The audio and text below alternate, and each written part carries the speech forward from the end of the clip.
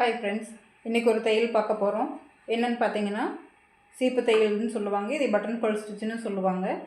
இது நார்மலாக நம்ம ஊசி நூல் கோர்க்குற மாதிரி கோர்த்து எடுத்து கீழே முடி போட்டுக்கலாம். இதுக்கு வந்து 2 கோடு போட்டுக்கோங்க. அப்போ தான் கொஞ்சம் சௌரியமாக இருக்கும் பிகினஸாக இருக்கிறவங்களுக்கு ஒரே அளவாக வர்றதுக்கு.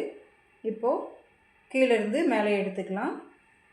இந்த தையல் பார்த்திங்கன்னா நம்ம பக்கத்துலேருந்து ஆப்போசிட்டில் தான் கொண்டு போகணும்.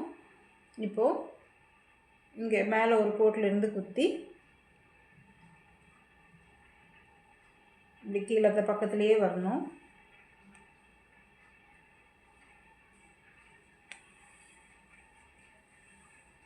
எடுத்துட்டு இந்த எக்ஸ்ட்ரா இருக்கிற நூலை வந்து இடது கையில் பிடிச்சிட்டு ஊசியில் இருக்கிற நூல் வந்து ஊசி வந்து மேலேருந்து கொண்டு வந்து இப்படி கீழே அப்படியே லைனாக நம்ம போட்டு வரணும்.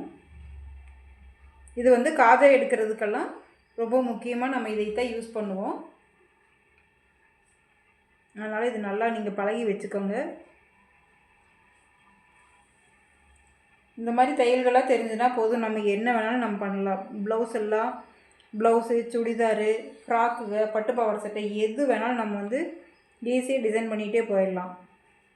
இதுக்கு காசு நிறைய கொடுத்து செலவு பண்ணணும் அப்படிங்கிற அவசியமெல்லாம் எதுவுமே கிடையாது. தையல் நம்மளுக்கு தெரியுது, நம்ம பழகிட்டோம். நம்மளோட குழந்தைகளோட துணிகளை நம்மளே நம்ம தைச்சு அழகு பார்த்துக்கலாம். அதே மாதிரி பார்த்திங்கன்னா இது முடிக்கிறது நார்மலாக நம்ம எப்பயும் முடிக்கிற மாதிரி தான். கீழே கொடுத்து பின்னாடி திருப்பி ஒரு முடி போட்டு முடிச்சுக்கணும். நீ அடுத்த வீடியோவில் பார்க்கலாம்.